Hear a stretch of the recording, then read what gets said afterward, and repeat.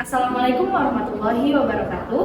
Kami dari kelompok 1 akan menjelaskan mengenai pemantauan terapi obat atau PTO dan meso monitoring efek samping obat mengenai kasus pasien gagal ginjal. Saya Reka Fitriani, Saya Hendrika Islami. saya Ade Supriyani, saya Indra Restriani, saya Aulia Cahyani Putri, saya Prasetyo Dinda. Saya Agus Firman Paul. Selamat menyaksikan. Pemantauan terapi obat atau PTO adalah suatu proses yang mencakup kegiatan untuk memastikan terapi obat yang diberikan aman, efektif, dan rasional bagi pasien. Dalam melakukannya, seorang apoteker sebagai tim pelayan kesehatan memiliki peranan penting dalam mencegah munculnya masalah terkait masalah obat. Selanjutnya yaitu monitoring efek samping obat atau MESO merupakan kegiatan pemantauan setiap respon terhadap obat yang merugikan atau tidak diharapkan yang terjadi pada dosis lazim yang digunakan pada manusia untuk tujuan profilaksis, diagnosa, dan terapi. Kegiatan ini perlu dilakukan untuk memantau pasien agar mendapatkan terapi yang tepat. Baik, selamat pagi Nurse Angel dan apoteker Aulia. Hari ini kita akan visit ke salah satu pasien. Pasien ini bernama Bapak Agus. Nah, Bapak Agus ini memiliki keluhan kaki dan tangannya ini bengkak sejak 5 bulan yang lalu. Jarang buang air kecil dan juga punya luka koreng yang tak kunjung sembuh. Nah, ketika dilakukan pemeriksaan laboratorium dan penunjang, ternyata penyakitnya ini menuju ke gagal ginjal. Mari kita visit bersama-sama. Baik Ibu. Baik, Bu. Assalamualaikum.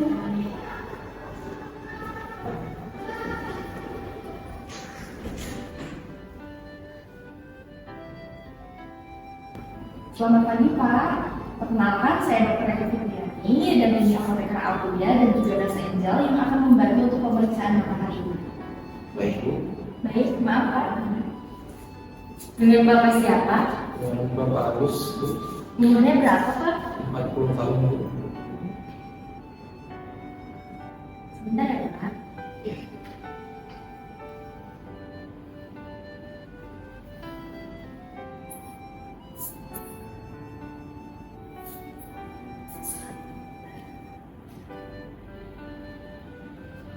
Baik Bu, sudah selesai. Baik Pak, untuk yang virus terkait ini bagaimana? Dan saya rasakan sekarang ini ada seperti lemas ya Bu ya. Dan juga kaki dan tangan saya agak begitu bengkak sejak 5 bulan yang lalu. Dan juga terus saya jadi jarang buang air kecil Bu. Oh iya baik. Untuk riwayat pemberian obat, apakah pernah mengkonsumsi obat apa sebelumnya? Sebelumnya saya tidak ada mencoba apapun Bu. Oh, baik Bapak, pemeriksaannya sudah selesai. Untuk selanjutnya, jika ada yang ingin ditanyakan, pencet belnya dan selanjutnya akan dilanjutkan oleh apoteker Aulia. Silakan apoteker. Baik, Bapak dengan Bapak Agus ya. Nah, sebelumnya saya akan menjelaskan pengobatan yang akan Bapak gunakan selama di rumah sakit ini ya Pak. Jadi sebelumnya apakah Bapak ada alergi obat atau makanan? Tidak ada Bu. Baik. Sebelumnya apakah ada obat yang Bapak minum rutin sebelum masuk rumah sakit? Tidak ada Bu. Baik. Selama menerima obat di rumah sakit, apakah Bapak ada efek samping yang dirasakan dari obat-obat yang kami berikan? Ada Bu, saya jadi sering buang air kecil terus. Baik, informasinya akan saya catat ya Pak. Terima kasih telah diberikan informasi. Baik Pak, pemeriksaannya sudah selesai. Terima kasih atas waktunya. Semoga lekas sembuh ya Pak. Kami izin untuk pamit. Terima kasih. Terima kasih. Baik, apoteker Aulia, Nurse Angel. Setelah dilakukan visi tadi, ada beberapa hal yang ingin saya diskusikan. Setelah saya cek, ternyata pasien tersebut sudah masuk stase 5 untuk penyakit ginjalnya.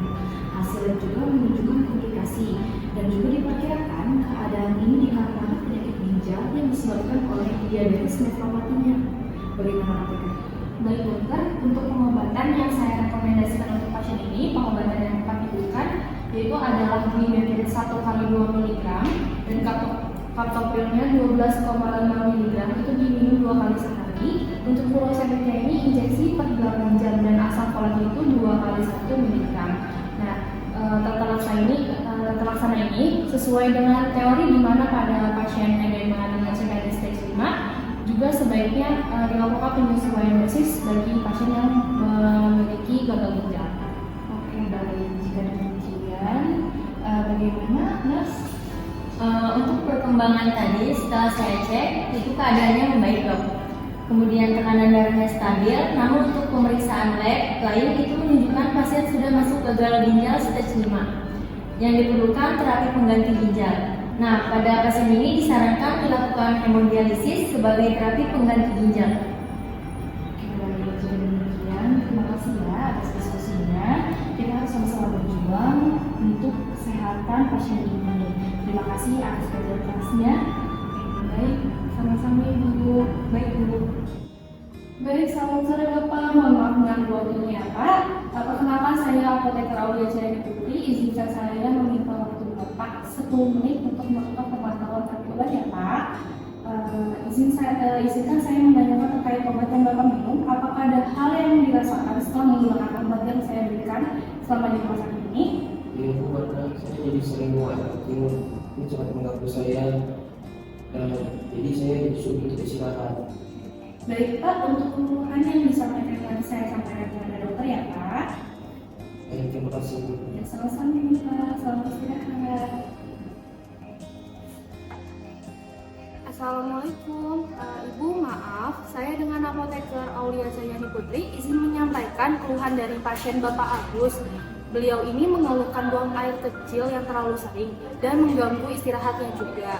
Nah, hal ini tersebut dikarenakan penggunaan injeksi furosemid yang setiap 8 jam, jadi pasien kesulitan untuk beristirahat. Halo, Waalaikumsalam, Apoteker Aulia. Oh iya, baik Apoteker Aulia. Bapak Agus ya? Dikarenakan Bapak Agus ini edemannya juga sudah tidak terlalu parah ya Bu, dan juga sudah membaik. Jadi untuk furosemidnya diganti ya Bu untuk pemberiannya jadi 12 jam sekali ya Bu, agar efek sampingnya tidak terlalu signifikan juga untuk pembuangan air kecilnya. Terima kasih Ya, ya Bu. baik, terima kasih.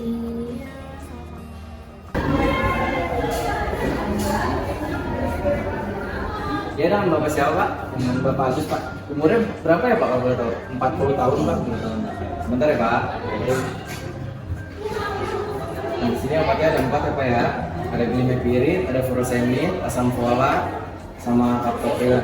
Nah untuk glimepiridnya ini diminumnya 1 kali sehari ya Pak. Ini untuk bulannya Pak. Nah untuk furosemidnya ini untuk ginjalnya sama diminumnya 1 kali sehari juga. Diminumnya tiap pagi aja Pak. Nah ini ada asam folatnya sama diminumnya 1 kali sehari, ini buat vitamin apa ya? Dan kaptopril ini buat darah tingginya Pak, diminumnya 2 kali sehari. Baik Pak ya. Semoga cepat sembuh ya Pak. Terima kasih ya Pak. Ya sama-sama. Kegiatan PTO dan MESO penting dilakukan agar terpantaunya terapi pasien. Tujuan utama program MESO ini yaitu mendeteksi sedini mungkin setiap kemungkinan timbulnya efek obat yang tidak diinginkan yang terjadi dan mengapa perlu dilakukan pemantauan terapi obat pada seorang pasien. Pasien yang mendapat pemantauan memiliki resiko mengalami masalah terkait obat yang dikonsumsinya. Perlu dilihat sebagaimana indikasi obat terhadap pasien agar pengobatan berjalan efektif dan mengurangi efek yang tidak diinginkan.